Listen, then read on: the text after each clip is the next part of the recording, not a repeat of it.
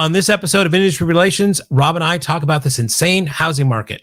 This is Industry Relations, a podcast that's at the intersection of real estate and technology from an insider's perspective, with Rob Hahn and Greg Robertson. Hey everybody, welcome to the Casual Friday edition of Industry Relations. This is Rob, obviously in Casual Friday mode. And with me is my co-host Greg Robertson. Mr. Greg, you're actually not that casual today. I mean, you look gentlemanly. I guess I've gone in the whole thing of the Steve Jobs, Albert Einstein, and Mark Zuckerberg thing, where I just bought 7 of the same shirt. Absolutely. Yep. Right. I think they're all black, or a couple of them are dark blue like this. Yeah. And I just, I got going on the quarantine, and just that's all I wear now is the same kind of outfit. I'm a big fan. In fact, my very first job out of college, I worked at this hedge fund called D.E. Shaw, and the owner, David, the owner, was famous because he wore mismatched socks to the office every day. And his rationale was he didn't want to spend the time in the morning to pick out socks that matched. So yeah, he just it's a little bit of that. I just hate. I'm not very fashion centric. Nothing. Oh, you're very fashionable. No, I mean nothing that fits right to me, and I just hate the thought process of it. Now it's just like I see these lines of things there, and I pick one off the rack, I put it on, and I'm donezo, right? So, I wish I wish I had a job that we would wear a uniform. That would be perfect for me, or even if it was just like a suit I would wear every day. I would love that because I know, okay, here's a list of here's some slacks, here's some coats, and here's my, pressed shirts. That's easy to pick out, but just like casual, ugh. You're a senior executive at a corporation. You could always institute a uniform policy. Just get everybody, with the name tag, right? And yeah. So I'm just saying that is a possibility. But great to see you. I think you. Hola, Rob. I don't know if you hack me into that. I don't know. I know. But like I said, today I'm all casual. And it is not on purpose, by the way, for those of you who are watching us on YouTube, that we went red and blue. I'm just saying this was not on purpose. Oh, that's hilarious. That's hilarious. But speaking of which, if you're listening, just as a reminder, we actually have a YouTube channel now. That's right. And we would love for you to go check us out and subscribe, because we need, I think it's 1,000 subscribers. Is that right? Oh, 1,000 subscribers. We're like legit on YouTube. So it's right. And the reason for it, so that way we could give you a human readable URL instead of being youtube.com/WXY, whatever. We would have a readable name in the metaverse. Yes. So we sure would like it if you would come check us out. Smash that like. That's right. Look for Industry Relations Podcast and see if you wouldn't mind dropping a subscribe so we could get us a name. That's all we want. We just want to name ourselves. That's really all we want. Yeah. It's not like we're trying to make money on this thing or whatever. Not from YouTube anyway. We're so new with this video stuff and YouTube. I'm going to later on as we continue going, it's going to be interesting to find out what our thing of subscribers are watching and podcasting, audio. Because we got some feedback today from a very nice listener who says that she's listening to us in her car. And she's having a conversation too. Yeah. And I thought that was pretty funny because the other feedback I've gotten is people screaming at their car radio. That's true. At you, true. I think, Rob, not me. I most likely at me, but you never know. But see, here's the thing. One of the advantages of YouTube, because again, when we're just doing normal podcasting, people can't leave comments, whereas on the YouTube channel, people can. Yeah, that's true. So they could totally leave a comment saying Rob, you're an idiot or something, and then I could Greg, respond. you're 1,000%. No, you're the idiot. No, totally. So more interaction, the better. And, one day I think we talked about maybe, once we kind of get more used to this, we'll schedule a live stream, so that we could actually do this conversation real time. I think that'll be fun. Yeah, no, live stream. That's our next level of technical difficulties, right? That's right. That's right. But in the meantime, let's actually talk about substantive shit because, we could banter. And I think people love us bantering and all. But I think people would prefer we bantered over substantive stuff. Sure. And I think what we decided we want to talk about is the housing market. Because who better talk about the housing market than two guys who are not economists? Yeah, no, that's the fun part here. Absolutely. This was, in context of, it was kind of a background thing to, I think, a lot of our conversations this year. Certainly our conversation last week with John, we were talking about sort of the Wall Street's take on things. A background to all of that is obviously the housing market, which is absolutely crazy. And as we record this, because things are changing by the day, we're recording this the last week of March. The Fed has raised interest rates once. A lot of folks think they're going to raise it like 6 or 8 times this year. Mortgage rates are already over 4.5%. They're probably heading to 5, maybe heading to 6. And as a result, we're seeing a lot of content, a lot of videos, a lot of analysis, a lot of folks coming out and saying, look, the housing market's about to collapse. Yeah, I don't think so, but yeah. Yeah, I don't think so either. But what's your take? Like, what do you expect? Well, I'll start with a story, right, of just the craziness. And I'm not sure if I've told this before, but I'll say it again. I had a family member, my sister actually just sold her house, right? So she listed it for $699. The Zestimate and other things, I guess I'll just say the Zestimate for now. I think he said it was $707. Her realtor had a plan of like, okay, we're going to have one open house on a Saturday from 12 to 2, and that's it. We'll be accepting offers starting at 2 o'clock on the following Monday, and then making a decision that evening at 5 o'clock. So she got in a multiple offer situation. The offer that she accepted was, number one was they would put a earnest money in of $100,000, and if they didn't close, she got to keep that money. And the final offer was $836,000 from a $699 asking price. So that's just crazy town. Now this is south of Seattle in the Pierce County area, if people want to kind of know where that's at. And it's just, I mean, you listen to that and you just go, how insano is that, right? And then of course I'm like, I told her, here's what you do. Like, you got has the check for $100,000 cleared? Okay, good. So what I want you to do, they want to have their grandfather who didn't get to see the house when they first bought, first made the offer, wants to go see it, during this time. Yeah. And, it's a little bit cautious on that, but I told her what to do is like, go in the living room, take some chalk, draw a pentagram in the middle of the living room, light some candles, and then leave and let them come in and view the house. They'll think it's haunted and then leave. And she gets to keep the $100,000. Hire biker gangs to hang out. Exactly. The buyer comes by. She's not taking my advice on that, thank God. But there's all sorts. But I mean, it just $699 to $836K, $100,000. I mean, just it's stupid right now, right? And this is within the past 30 days, right? So it's not. Oh, it's not that far back, right? So, and I don't see the vibe that I always heard was like, okay, 2022, it's going to be crazy, but not as crazy as 2021. And it's just looking like 2022 is just saying, hold the beer. Mm-hmm. It is crazy. And even with the interest rates now, it's still on a lot of markets, just nuts.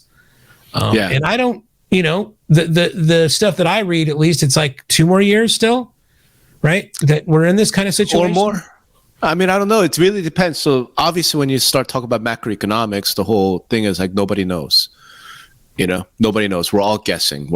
And what I realized, I'm starting to get a little bit more confidence in talking about economics issues, even though I'm not an economist. I just look like one, because I'm like, look at the track record of economists. It's not like those guys have been blowing it out the water either. So I feel like, hey, I could be equally as wrong. Too, right? But having said that, I mean, there are all these different views. The narrative that makes the most sense is rates are going to go up, right? Buyer demand will drop, and therefore the housing prices and housing transactions should drop. I mean, that's supply and demand. It's a law, right? Supply and demand exists in real estate as much as it exists anywhere else. So, what's been driving prices crazy, what's been driving the housing market crazy is lack of supply. We haven't built for like 10 years, population growth, COVID, consumer demand. People realize like, I don't want to live in a 400 square foot apartment. I want a house because now my house is not just a house, it's my office, it's my movie theater, it's my bar. Cool. And that's the expectation of what a home is way different than it was a couple years ago. Sure. That's the narrative. And yet, so there's conflicting message. I just saw a stat today that February home sales transactions are down 4.5%.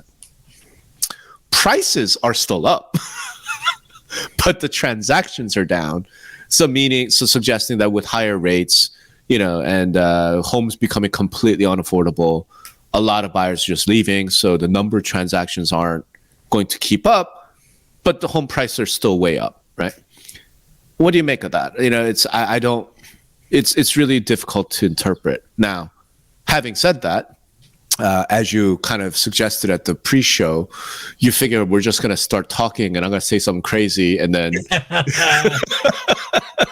So here's my something crazy, okay? But I'm going to try and back it up and show why it's not crazy. I think, and I've said this in our previous, I think we were talking about Marge versus Brenda. I mentioned this as well. A long-term, the last couple of years, my whole thesis around the housing market has been that we're not in a seller's market. We're not in a hot housing market. What we have is dollar devaluation, right? We have currency devaluation because the Fed went and printed like $8 trillion. And therefore, what we see as really insane prices, it's simply that the dollar's been devalued. Nothing to do with supply. Nothing to do with supply, nothing to do with demand, because the supply has been a problem for a decade or more. And it's just, prices are absolutely insane anyway. And I think it's because the dollar is not worth what it was 2 years ago, 3 years ago.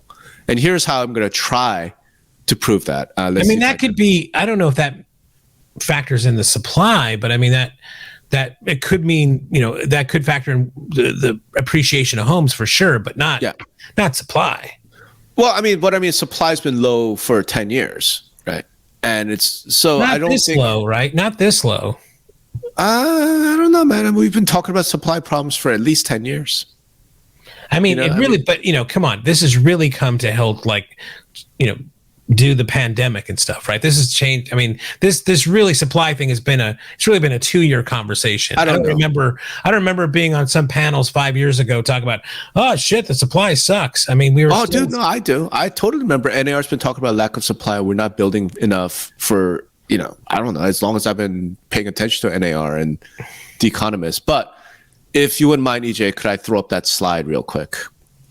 All right. Wait, hold on. You have slides? This. I wasn't told I could bring slides. I invented one. You could bring slides. We're not debating. Now I know I can bring slides now. Absolutely. Okay. So this is the website. You guys had some sort of pre-meeting that you're going to do slides, and I'm not even aware of this. Hey man, we're in the spirit of we're getting used to the video world, right? Okay, YouTube, right. baby. Okay. So anybody listening on this, I'm pulling up a website called priceandgold.com. It's one of my favorite websites I found recently. What this guy does is he goes and computes the price of various things in ounces of gold, because his thesis is like mine. So the dollar's been devalued. We've had this currency inflation. And this was the most interesting chart for me because we are obviously in the real estate space. So let me show you, make that a little bit larger. What I'm looking at is the Case-Shiller price index. The blue line is in US dollars, and the red line is if you priced it in ounces of gold. And what this showing is really, even with, I know this ends in like 2019, so maybe there's a more recent version of this. But even 2019, we're way below. We're at like 1985 levels, right? Look at where it was in the housing bubble years, right? And then look at the crash that we had, right? The blue line crash, and then we're way straight back up. We're still, in gold terms, home prices are pretty low in gold terms. So all I'm saying is, and we could get rid of that. All right. All I'm saying is, I don't know that the home prices, like if supply were truly the problem, we wouldn't see this, right? we wouldn't see that gap in price in dollars versus price in gold. Well, that was pre-pandemic. All the stuff you showed it was pre-pandemic. I'd love to. That's true. That's true. I mean, and I wish I had something, more recent. Let me see if I. No, maybe I got to think about. Let me find some 3-year-old charts that I can use to make a point. All right, here we go. Let's bring that back. How about this? This is a little bit post-pandemic, right? Here's green. Here's red. Well, I mean, that's still, what is that? Still first quarter of 2020. No, I think that's every year, man. 1, 2, 3, 4. Well, 5, I mean, 6. the pandemic was May of 2020, March of 2020. So this is going to 2022. Oh, yeah. Oh, okay. I see what you're saying. Yeah. Right? Or at least December. So it's gone up. It's gone up since the pandemic. It's gone up slightly, but not to the same degree, I think. Right. So I'm just saying, again, this is just one data point, right? I'm not discounting the supply problem. Actually, I'm really not. All I'm saying is supply problem's been with us for 10, 20 years, right? So we can't explain this giant spike in pricing. It's $699 list price or whatever you mentioned, $599 list price to $800 and change. Like breaking the systems, like you mentioned the previous podcast. Like there's no CMA in the world that's going to be able to calculate. Right? It's just not. Yeah, there's no algorithm. There's no anything, right? It's just it's more of a, you just have to have a pricing strategy like this agent had. It's like, I think the reason they had just a 2-hour open house is just to build, give this kind of sense of exclusivity or scarcity, right? I mean, it's all about that. It's like the strategy is to get to multiple offers. When you're in a multiple offer situation, God knows. I mean, nobody knows what a house is worth nowadays. No. Nobody. Right. Yeah. So, I mean, it doesn't happen everywhere. I mean, there's markets where this kind of, we're talking about coastal cities, Seattle with, a lot of things going on in there, but still it's just, a bulk, the aggregate, volume of the dollars sold to those homes around those areas. I mean, you could have one home sell for, 4 homes sell in Ohio or something, right? So although I've heard Ohio is crazy, right? So everyone's crazy. Yeah. I mean, so I just saw when I was researching for a previous thing, I saw a chart, a study. I want to say it came from Redfin, and they're looking at housing markets across the country. And some of the markets in Florida, like Tampa area, Clearwater was one that I remember, are like literally going crazy, right? We're talking 45% year over year price gains, 45%. And I'm like, that's crazy. I don't think that's a supply issue. Obviously supply and demand, because clearly the suggestion is a bunch of New Yorkers, a bunch of people in Chicago, a bunch of people from, cold weather, blue states that are locking the shit out of, locking down and whatever. A lot of them are just leaving and fleeing to Florida. Okay. But we're still talking 45% year over year increase. What is that? Like 4% a month? Do you know what I'm saying? Like that's, yeah, no, it's nuts. I mean, there's no algorithm. There's no prediction. I don't care how many years you've been in business as a realtor. There's no way you could predict. We should price it here. Like, it's absolutely crazy. Yeah, and I think, again, there's so many things. I don't think it's just one thing that's causing the supply issue. I mean, they talk about millennials. There's a ton of millennials that are having kids now, right? So that changes dynamics. The whole work from home thing, like, sure. when you were in New Jersey working at this company and you had to be there because X, Y, and Z, and then you would, when I lived in South Florida in Boca Raton, I mean, everybody was from the Northeast, but they were, older, right? They were retiring to Florida, right? They couldn't move before. Well, now there's no reason why do I have to live in New Jersey? I can live, in Delray Beach if I want to. I can live in Palm Beach. I can live in, Boynton Beach or whatever, right? That's right. And there's nothing holding them back, so that moves it. There's just so many economic deals, social deals, all kind of adding up into this kind of thing. I just don't. And it's sure, if you want to add the devaluation of the dollar on that, I agree with you, right? But I don't think that's a fundamental, right? I think there's the other things kind of trump that a bit. Maybe. I mean, so I think the way I would look at it is, If we did not have the devaluation dollar, home prices would still be higher. Right. I'm just saying they wouldn't be 45% higher. Right. That's all I'm saying, right? Yeah. That I'm saying that a lot of what we're seeing, I don't think we have like a super hot housing market necessarily. This doesn't, 6.2 million homes sold last year. That's the highest rate in 15 years. I mean, that since the qualify. Bubble. No, but I don't. It doesn't feel like a super hot seller's market in the way that we would normally experience it. It feels like an abnormal market, primarily because of macroeconomic distortion, right? Yeah. So I still think abnormal. Yeah, and again, if you looked at home prices in gold, it's still below like 2000 levels, right? Well, what do you mean? Excuse me. Bless you. So that's all. Right? Do you think? I mean, you were saying you were writing, I guess, basically, you're talking about how you think there's like this endless sellers market coming for us.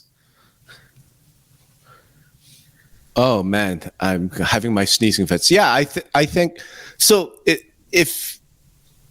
I know I'm out on the limb, right? Keep in mind, I'm the guy who says 60% of transactions are be iBuyer. So keep that in mind. I keep that in mind all the time, Rob. Of course. But I think if this is primarily because of problems with our fiat currency system, then yeah, I think this is seller's market forever. Why? I don't think inflation is going to be below 8%. I just don't. I could be wrong, and here's how I could be wrong. If Jerome Powell and the Fed really does show some backbone and really does raise rates to what it needs to be, which is roughly 18%, if they're really willing to embrace 18% interest rates with the absolute economic devastation will cause the economy, like they were going to tank the economy, like beyond recession, it's potentially like depression level. If they're willing to do that, then yeah, then I think, we'll get inflation down to 2%, and then we'll have, sort of a normal, quote unquote, normal economy again.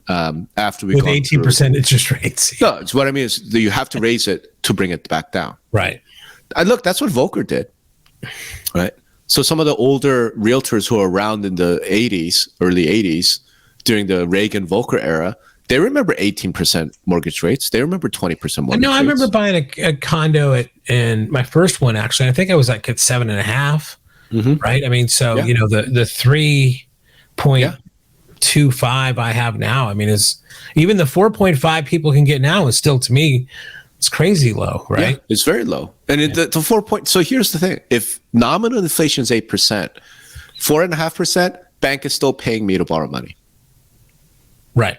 Right. So everything depends on, and again, whether you believe the nominal inflation rate. I don't. I think it's way higher than that.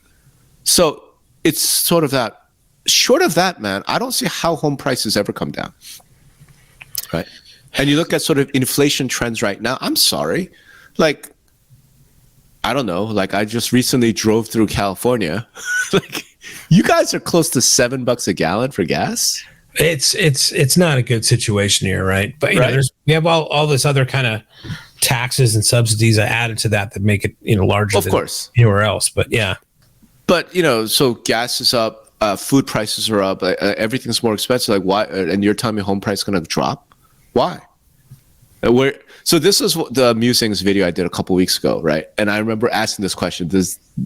So we could talk about the housing market, et cetera, et cetera. But this is a question I've asked just about everyone that I've spoken to. So our listeners, if you're in real estate, if you're a listing agent especially, I want to hear from you. And here's what I want to know. Say you sell your home and you made top dollar, your sister, so I'll ask you, what do you do with this money? Yeah, it's a good question. I mean, I think the situation a lot of people find themselves in is that they can sell their house for the most money they've ever done, top dollar. But where do they go? So a lot of people are moving somewhere to a cheaper place, right? They have that they don't have to pay that capital gains because of it's below a certain threshold. In the case of my family, it's moving into a house that we already had that was occupied by our now elderly parents, right? And getting that remodeled, right? So a lot of that stuff being put back in there to kind of fit their family needs, right? So otherwise, it's it would go into savings and hopefully into some investments for them to go for the future, right? That's exactly what I was asking. Okay, like, yes, you can get top dollar if you sell today. If you're buying another house, guess what? You're paying top dollar. Right. If you're Right? So buying, unless you're right, unless you're moving to some, place that isn't, that has a much, more normal housing kind of cost. right. If you're doing geographic arbitrage, so if you're selling in San Jose, right, and then you're buying in Texas, then that makes sense. But that geographic arbitrage existed 10 years ago. Right. So in 2011, when I moved out of New Jersey, moved to Houston, think it was that, but that spread was not there. You didn't. The house in California wasn't appreciating 45% back then, so the spread was different. It wasn't as wide there. Right? The coastal cities, certain areas, it appreciated more. What I'm saying is, in 2011, when I moved from New Jersey to Texas, I remember walking we could buy this amazing, ginormous house for cash, right, because of the gains we would have made. So that arbitrage always existed. This is not new. What's new is just the insane level of arbitrage, right? I mean, that part's new. So that's one of the things I keep asking is, okay, so you sold your house, congratulations. Unless you're doing geographic arbitrage, what are you doing with this money? So to your point, maybe if you're in that situation, we have another home, right? My parents passed and they left us a home. So we're going to sell our, starter home. Okay, that makes all the sense in the world. You've sold your starter home. Here's the next question. Cool. You're not buying another house. Okay. Where are you putting this money where you can make 45% a year annual returns? Yeah, no kidding. Like if you owned some rental property in Clearwater and you sold it, right? I'm like, okay, where are you putting this? What investment is going to get you better than 45%? So to me, the answer has to be that you are betting that the housing market will come down. That you are betting that you're selling at the top of the market, and then you're going to re-enter, right, later. Sure. That feels like a real dangerous game to me in this market. Because like I said, I don't think there's a bubble. I could be wrong. I don't think home prices drop. I think maybe the pace of growth slows. So instead of it being 18% a year, it'll be 8% a year.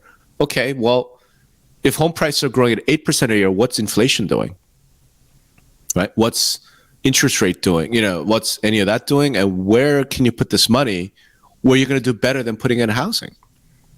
Right? Yeah, this should be good news for our listeners who are agents, if they could find those right houses to kind of invest in. But it is of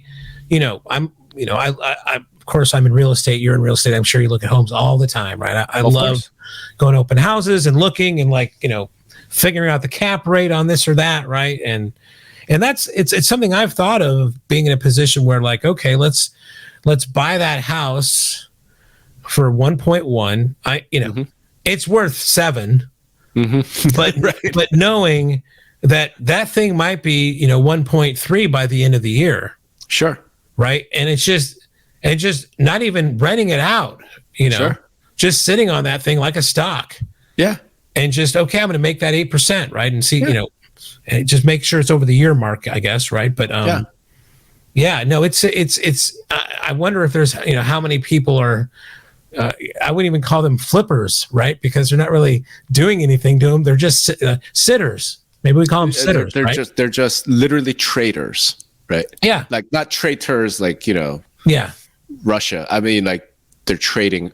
Just buy it, just sit on it 3 months, sell it for. Put your cars in the garage or whatever. Yeah. Use it as whatever, and then wait, boom, here you go. Yeah. I mean, there's no question that things like iBuying is benefiting from that home price appreciation. There's no question that the industry is somewhat distorted because of that, right? And we all know this, but that's the housing market. So now the question is it going to reverse? Is it going to change because rates are higher? I mean, I think that's the question. But now it seems like a good point to once again ask our listeners. I know if you've enjoyed this back and forth. If you've enjoyed this so far, please smash that like and subscribe to this on the YouTube. We want a name. That's all. We just want to have a name. So please come and subscribe. But so let's talk about that. Greg, do you think home prices go down because rates are up?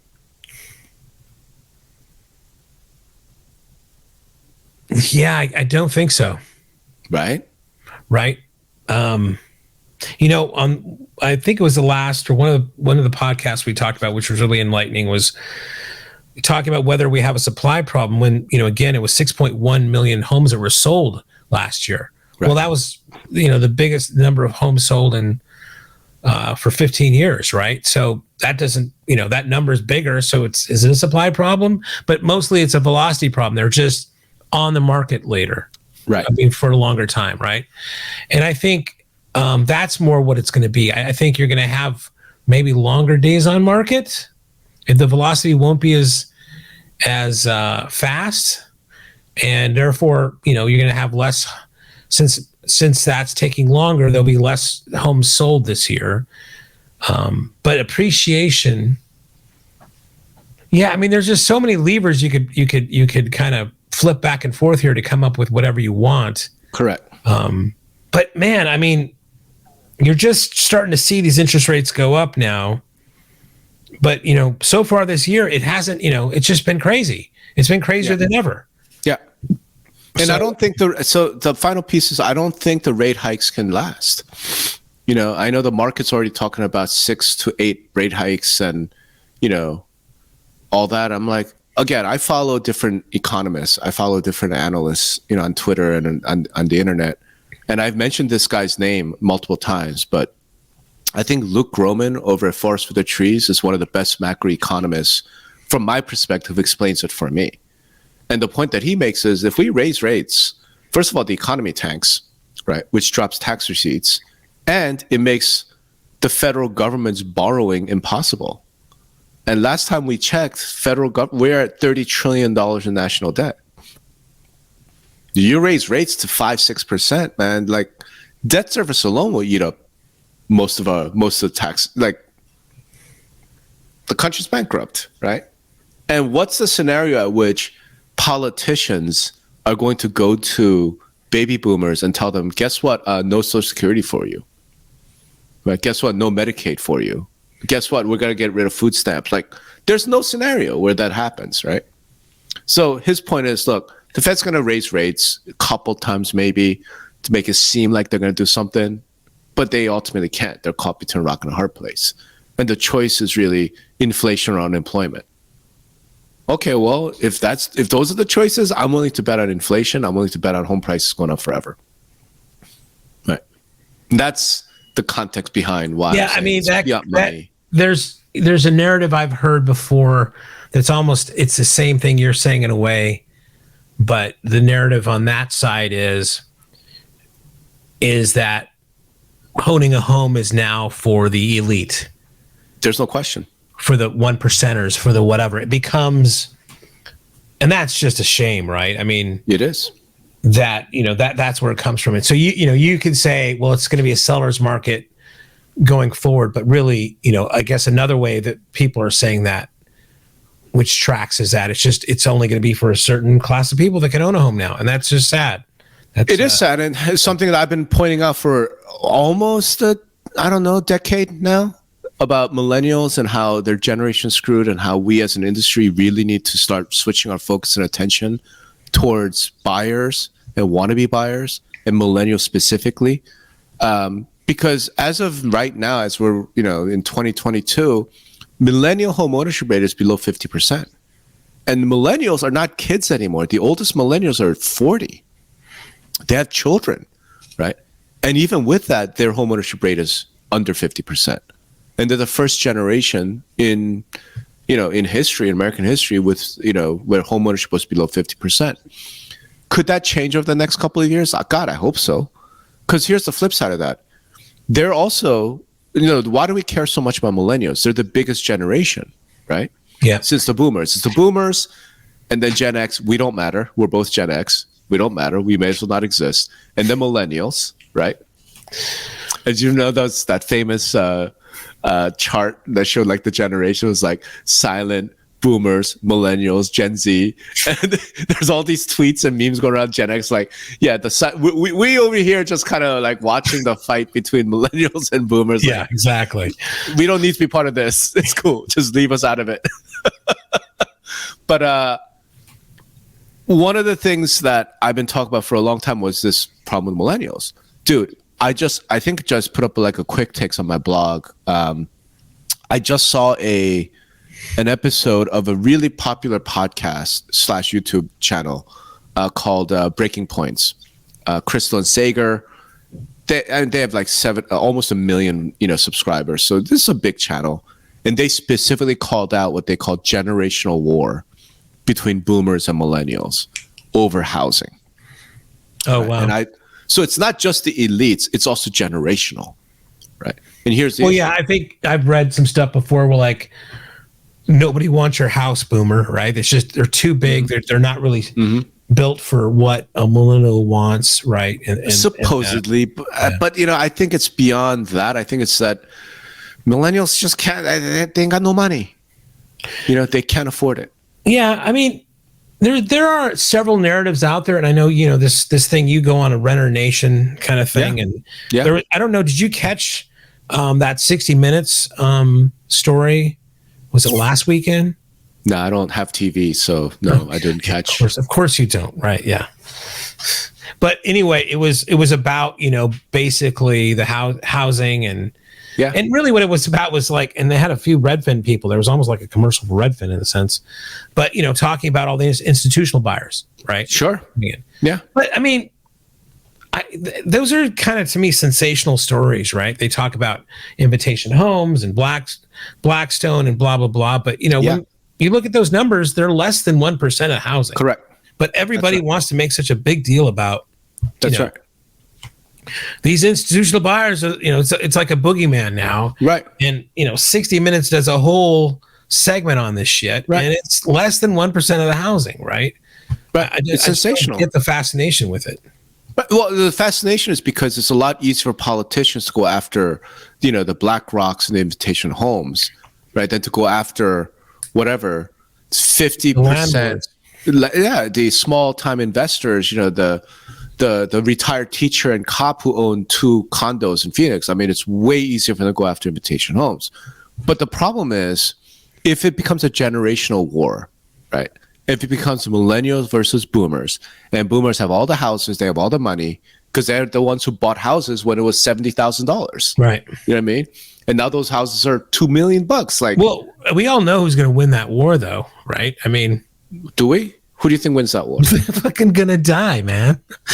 Right. The boomers are gonna die. So just from that, exactly. It's not like science is not going to change things, right? I mean, nature has a good change agent for that. It's called death. Exactly. One way or the other, boomers are going to exit the scene. Yeah, one way or another is right. And I know for sure the one of the ways is guaranteed. Right. And here's the issue. If millennials, because right now the voting is like boomers still have all the voting power. They vote more than millennials, right? That's going to flip. If millennials are below 50% home ownership and they see this as a generational war issue, like, dude, we're going to see policies come down the pike that are absolutely insane and stupid, and yet it's going to happen. Why? Because it's politically popular. Your state, right? I mean, thankfully, they've made some changes that are good, like the whole ADU thing. But weren't you all talking about statewide rent control at one point? I don't know if it was statewide. I don't remember any statewide stuff. I mean, but you in Nevada, you guys hear a lot of things about California that aren't true, and we hear a lot of things about you that aren't true, I'm sure. I don't know. I've heard nothing about Nevada except that we're California's little sister. I mean, which doesn't make a lot of folks here in Nevada happy. But still, my point simply is we're going to see crazy ass policies if millennials, which will become the largest voting bloc, are below 50% home ownership. Right? Yeah. And this kind of stuff that I'm like, if we're not paying attention to it now, when are we going to pay attention to it? Right? Are we going to start paying attention to it when we see some national federal property tax? Are we waiting for a ban on investor home ownership? Like, what are we waiting for? Right. And as I make this point a lot when I talk to realtor associations, this has to be your number one focus from a lobbying standpoint. Right. Like, now's not the time to go and start talking about fucking flood insurance. Now's the time we have to go talk about how are we going to make millennial home ownership over 50%. Right? We have to. This becomes an existential threat type of situation. And I just feel like we don't talk about it enough. We just talk about like, prices are great. Like we're making money like crazy. Yeah, that's great. But if we don't solve this home ownership thing for the younger generation, we're going to have a generational war, right? We're going to have all these horrible ideas come down, and we've got to deal with it. So that's... Yeah, and some of these policies are wackadoo. I think there was one in California where you couldn't flip up, they were going to tax you, or you could, there was a restriction on flipping homes, right? That's right. Because, everybody sees that on HGTV, and like they think that's the biggest thing out there. That's right. I guarantee it's probably less than half of 1% of the homes. It's worse than that, Greg, because that tax, if you actually read the bill, right, says, the way that the media presented it is it's like a 75% tax or 25% tax if you sell within 3 years, right? So, okay, no, but if you read it, after that, every year, you're still getting taxed, right? Until 7 years, right? Jesus. So I'm like, this isn't a flipper tax. This is a straightforward property transfer tax, right? And they're calling it a flipper tax because hopefully that'll allow them to get it past the legislature. I'm like, but if you read it, if you own the home for less than 7 years, you're going to pay a tax. Or it might be 10 years. I can't remember. Dude, most people own their home for about 7 years. So if you're a young family, you bought a home, some starter home for 3 bed, 2 bath, figuring, we're going to move up in 5 years. We're going to have another kid. You're going to get hit with another tax. That is not a flipper tax. That's just a straightforward property sales tax, right? And it's shit like that. And I think the politics are going to pull stuff like that because of the market being crazy. Right? Okay, so then maybe wrapping that up into like it, as you said, like this is an existential threat. I mean, what in your opinion should if NAR, big lobbying, they have this money, they have this influence. Yep. What policy should they be? I guess, do you have any ideas for policies that they should be pushing, or that NAR, that should just, this whole thing about the 50% ownership, falling below 50% ownership, getting that over for millennials, over 50% is the number one thing. Do you have any ideas for policies on that? Or just the fact that these guys, that's what their North Star should be right now? I don't, because I'm not, in that world. I will say that, like I said, I recorded a podcast that I should be already released with Tobias Peters from AEI. He has some ideas, but from within the industry standpoint, I will say this: I think if NAR as an association, as an organization, decided that this is the number one thing, right? That getting millennial and younger generations home ownership over 50% is the most important they could do. One concrete step that NAR could take is everyone who's on the committee should be a millennial or younger, right? Every single person who sits on any sort of RPAC policy, federal policy committee should be 40 or younger. And it's not a diss on the older realtors. The average age right now is definitely late 50s, right? So, it's 58, right? Yeah. And I'm like, look, if this is your number one priority, at a minimum, you need to say, we need you to serve in some other capacity, right? This stuff has to be 40 and under realtors. And maybe it's not just realtors. If you're really serious about it, you go and invite the 40 and under consumers, right? People, and say, what do you guys think we should do? Because we're the most powerful housing lobby. How should we go about it? If it were that important, that's the suggestion I would make. Because again, I'm not a millennial, right? You and I are Gen Xers. We're both already homeowners. I don't know that we would know what those people need. I think I'll go ask them. Go ask some 30-year-old renter, hey, what policy should we be pushing? That would be my recommendation. And they'll probably come up with something. A lot of those something's going to be crazy. You go and ask a 30-year renter, what should we do? They'll be like, national rent control, student loan forgiveness. Okay, well, we're not doing that, right? But is there something we could do? Could there be, as an example, I will come up with one idea because it's not my idea. This came from Tobias Peter. Did you know that AEI has something called wealth building homeownership loan? Have you ever heard of this? Right? And that's crazy. Like, think about how many years we have been in the real estate industry. So how does that work? So it is apparently a version. So what they did is, I think it's a 20-year term. So they went from a 30-year to a 20-year term, right? And there's different things. It's like, instead of a down payment, you buy down the interest rate, right? And the idea behind it is that the borrower can build home equity way faster than they would under a traditional 30-year fixed rate, right? And I'm like, this is the first time I've ever heard of it, right? And these guys at AEI came up with it in 2015. Apparently, this exists. This product is in the marketplace, and some national credit unions do offer this product, right?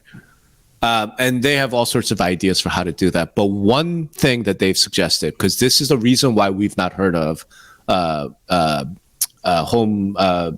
equity, whatever, wealth building, right? Home equity loan, why we have not heard of it. There's no secondary market. So every credit union, every bank that makes these loans, they have to hold it. They can't sell it. Oh, wow. Okay. Why can't they sell it? That's a limitation for sure. Correct. So the question is, why can't you sell it? It's very simple. There's no GSE backing. So from a policy standpoint, one thing that could happen is for the FHFA to go to the Fannie and Freddie and say, hey, we need you guys to guarantee these wealth building home loans. Overnight, we would have secondary market, and that would be one suggestion. Now, I don't know. I haven't studied that loan product, but I'm just passing on something I have heard. So, two things. Number one, NAR, if this is important to you, make sure those committees are filled with younger people, right? And number two, from a specific idea standpoint, maybe invite AEI, invite those scholars to come and talk to those, your committees about the wealth building home loan and what, if anything, NAR could do to help push that along to make this more available. That would be my take, man. And again, that's coming from a Gen Xer, so please feel free to completely ignore what Greg and I have to say about this. But yeah. Well, I think this is good discussion because we're coming into the spring selling season. Yep. And it's going to be really interesting to see at the end of the season what the numbers come back at. I think all the kind of stuff I'm reading is all predictions should be kind of record breaking. And I think they're even factoring in its interest rate. So yeah. I know it's tough because, just to kind of finish up here with, a lot of vendors out there, it's like, they have products and services like, a CMA. How do you price a house now? Sure. How do you advertise houses, right? With ads you sell. Sure. The velocity is happening so fast. How do you market homes and using tools to market the homes? How do you, get these homes financed when they're, such high dollars? I mean, there's the vendor part of community of the market of this industry we're in is not prepared for this kind of this craziness, right? And it's going to be interesting to see how they respond with different things. And I see some companies like, I think I talked about this before, like I like a lot of these companies are doing offer solutions, like for multiple offer things, but I guess they're rooting for you, for your prediction to come true, where it's always going to be a seller's market, and meaning there's going to be a lot of multiple offers to thing. But yeah, once the market turns, our products like that can even mean anything, right? So there's a lot, that are riding on this. So it's going to be interesting to see what this spring selling season looks like. Yeah, and then I'll just leave it with the thing that I'm most curious about for the spring selling season. I most want to see whether we see investor activity rise or fall. That's what I'm most interested in, because if mortgage rates it could finally crack 1%. I mean, no, I mean investors as a whole, not necessarily just the institutions. Because here's what I'm thinking about it is mortgage rates are going to go up. They're already 4.5%, right? We should see consumer demand fall. The question is, will investor demand step in and replace that or not? Right. We don't know the answer. If they do, dude, we're gonna have home prices be high forever. If they do. If they don't, then we'll see everything retrench. That's how I see it. Yeah. But let's leave it there. Not too bad for a couple of non-economists, right? No, come on, man. I mean, yeah, let's solve world hunger next. So next industry relations, we're going to talk Ukraine and Russia. Oh God. Hail to the no. That's just a shadow over all of this, right? So that's interesting. Hail to the no. But hey, so once again, if you have listened all the way through to this, we really want to be able to name ourselves, but we'd appreciate it if you would check us out on YouTube, the Industry Relations Podcast, and give us a subscribe so we could get a name. And we promise once we get our name, we won't beg anymore. Yeah, and we just need 1,000 people. So I mean, that's. I'm not sure if we have 1,000 views. Hopefully we have 1,000 viewers and listeners, and we'll see what happens here. We'll see what happens. So until next time, Greg. Ciao. Thanks, Rob. Take it easy. Later.